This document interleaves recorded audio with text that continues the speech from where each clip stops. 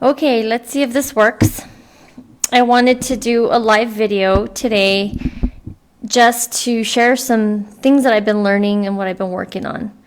So I'm not sure who's going to check in, but hopefully you can watch this at least later on, because I'm hoping to share some important information, at least hopefully to ease some minds anyway, because I'm the kind of person that really wants to quell some fears about pretty much everything. I mean, I don't like to fear monger about anything, and I really do like to share important information, useful information, to try to avoid the fear. So as you can see, what this video is going to be about is why everyone needs to calm down about 5G, why 5G was nationalized, how 5G relates to the current situation with the virus, and it might not be what you think, and also my current research into how to protect ourselves from 5G. So first off, there's a YouTube video floating around about 5G, and it supposedly was done by an insider who worked for, I don't remember the company, but a company that supposedly he has all this inside information about 5G. And so I listened to part of two videos that have been floating around. Lots of people have sent them to me, and I appreciate that. I really do. I appreciate everyone sending me whatever they find on 5G, and I do watch them, and I put them together with what I've researched and what I've learned. Now, one of the things that's been going on with these YouTube videos is that they're quickly taken down from YouTube. And I've already talked about how YouTube has been censoring alternative information about 5G. And not just 5G, about all sorts of things. I mean, YouTube, I don't know if it's just their algorithms or what it is, but this particular video comes down pretty quickly, I notice, because I've gone up and people have said watch this before it's brought down. So I think they re-upload it to different channels, and I'm sure some of you guys know which video I'm talking about. I don't remember the title of it, but I listened to one person sharing the same information, and it was almost verbatim. And the first video I watched he didn't have an accent. The second video, the guy had an accent, like a British accent, and so but the information was almost verbatim and exact the same. So it was kind of weird. Maybe he took some of that information and just decided to promote whatever that information was. But I want to say that almost every single 5G video I'm listening to, that especially are coming out of our country, people from the United States, they start off with some really good information about what 5G can do to you, harmful, and what it might do to the environment. And then it quickly goes into this conspiracy theory type situation. And for me, I really try to listen to what they're saying and try to put it together with my research, because like I said before, I don't like to promote fear. And so I've been listening to this information, and by the end of these videos, it's like all doom and gloom. And I mean, it might be. I'm not going to discount it. I'm not going to say that we're not headed to this really horrific world where we have 5G every 3 feet, on every post, because that's really what the plan is. But I want to share my information so that you can, maybe put it together. I don't see a lot of people putting this information together. If you didn't watch my last video that I posted on YouTube on the nationalization of 5G, I recommend you watch it, because I didn't talk about any of the health effects or anything. I really just talked about this law that just passed, and now I'm seeing there's an executive order that just came out regarding 5G, and a lot of people are worried about it, because they're feeling like this means our government is in on this big conspiracy to harm us with 5G. Now, here's what I have to say. You don't have to believe me. I say you go do your own research. You can come to your own conclusion. But the way I'm seeing it, based on what I've researched and listening to the interviews I've listened to, is that first off, we already know 5G was coming. I mean, it's been coming to, Asian countries for a long time. China was supposed to have it completely rolled out by this year. I heard that they either started or completed the rollout in another Asian country, I think maybe Korea last year.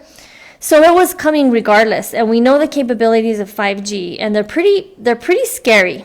And if you've listened to any of my other videos, so like I did a series 1 through 5 to kind of talk about it, and this is a lot of information. I don't want to bore anyone. I don't want to go into all the science. So I don't really get too deep into how it works on the body or how it can seep into your mind. If anyone wants me to do a video on that, I will, and I probably should anyway at some point, just get a little bit deeper into what's going on. But I want to say this about 5G. It was coming.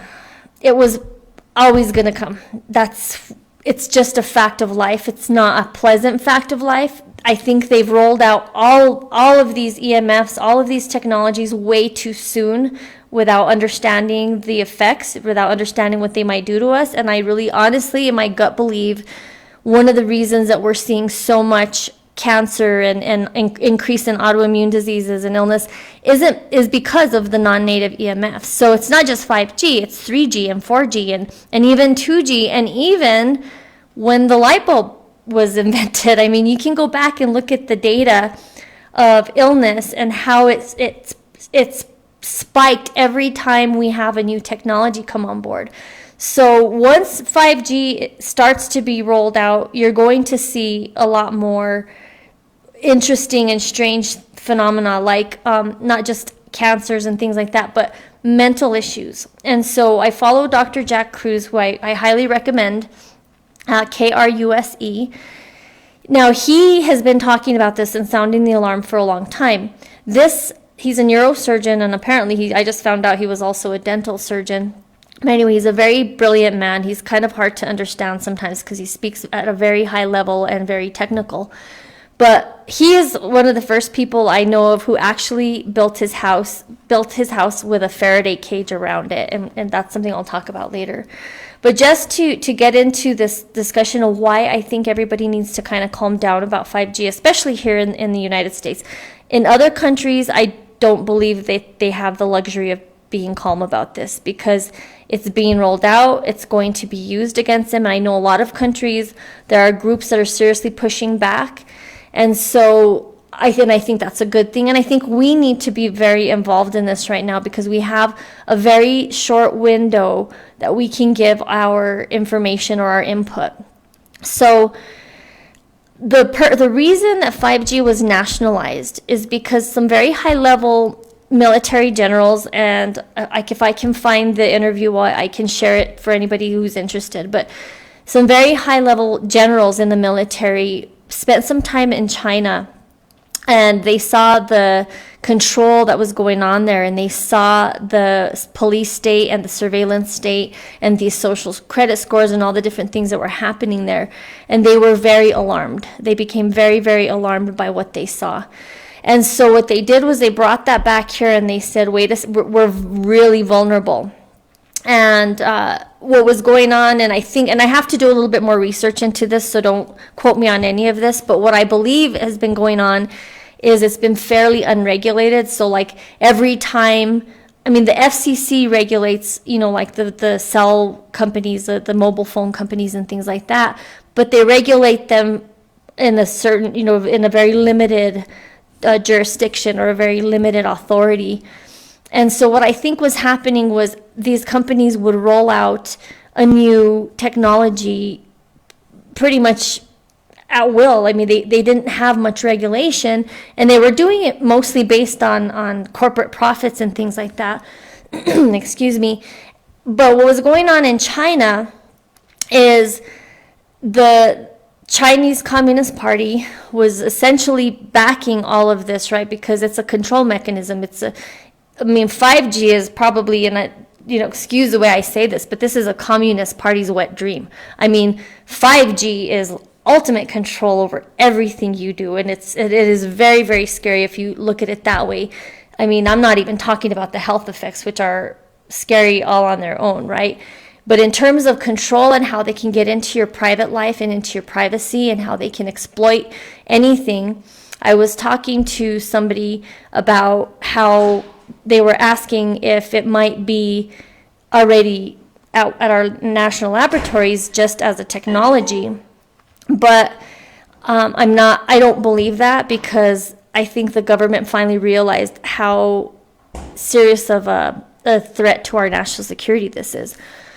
So that's why I think everybody needs to calm down. What happened is the government realized they needed to nationalize this because of our Constitution. So the main purpose of the nationalization was to get control of the corporations and make them apply for licenses to actually put 5G out or to use 5G. Now, I don't know who gets the licenses. I don't know. I know for one thing is they're going to be very, very careful that the companies that get these licenses are not going to be associated with China. So I'm sure there's going to be a lot of intelligence going on into that. But just know that the nationalization of the 5G is not a bad thing. It doesn't mean that our government hates us or is wanting to suppress us or that they're in on it. They're not in on it, really. If they were in on it, they would have done it through the back door, because it's a lot easier to subvert the Constitution through corporations. You can't do it through the government.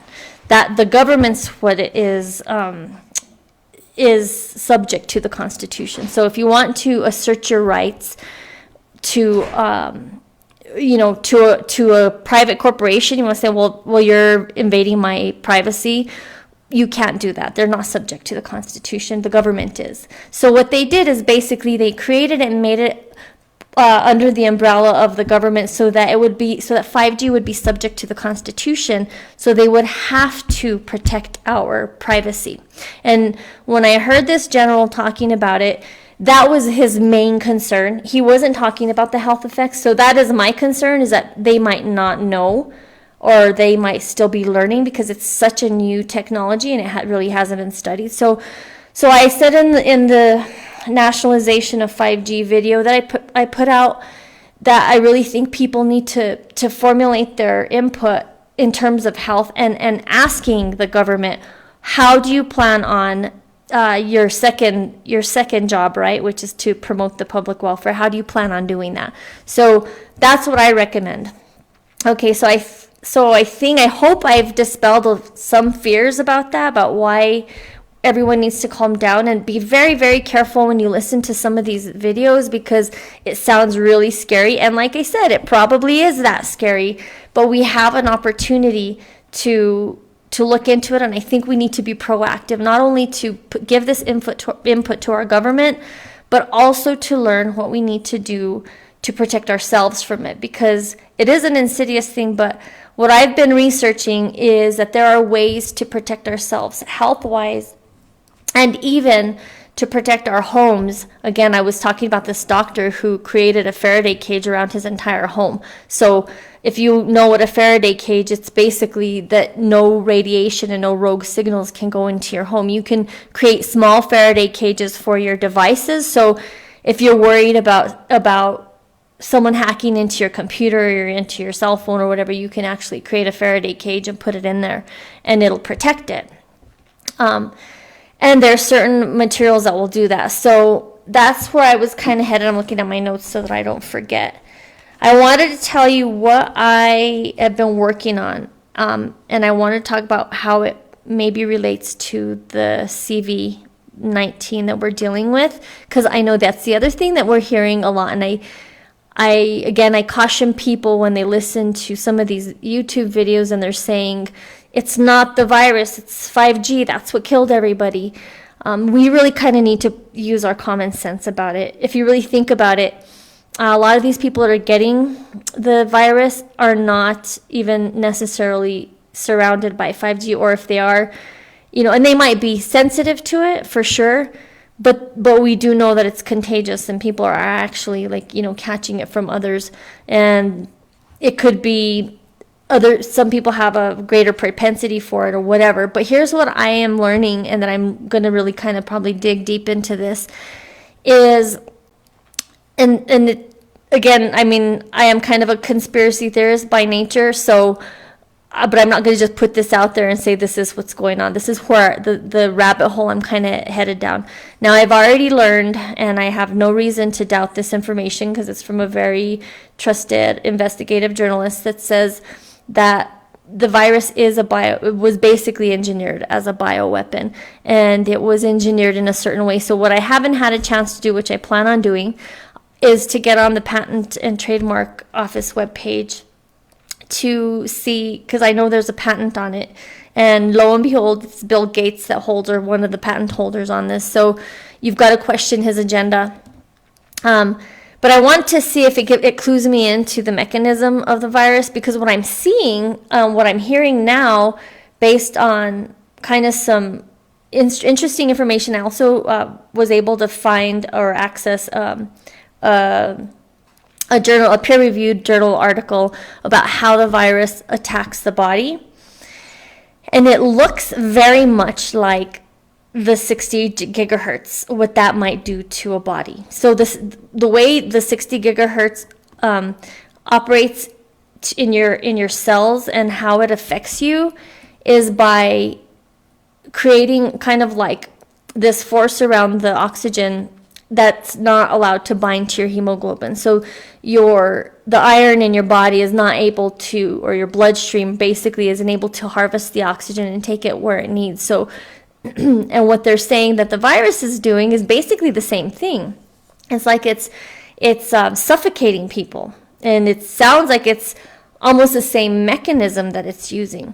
So I want to go further into that in my research, and the reason I want to go further into that isn't so much because I want to say, oh, look, this is how it is. I want to find out why these remedies are working and how we can maybe use it to our benefit for when 5G does come out, and maybe if we're not able to affect, hopefully, the government will listen to us and do something to protect us as far as our health goes. But I want to have a viable way to protect us from that 5G, because so you almost want to say these remedies that are working for CV might also work for 5G. And obviously you don't want to be on a medication forever. So like this hydroxychloroquine, it's not like you want to be on that because it's a synthetic pharmaceutical.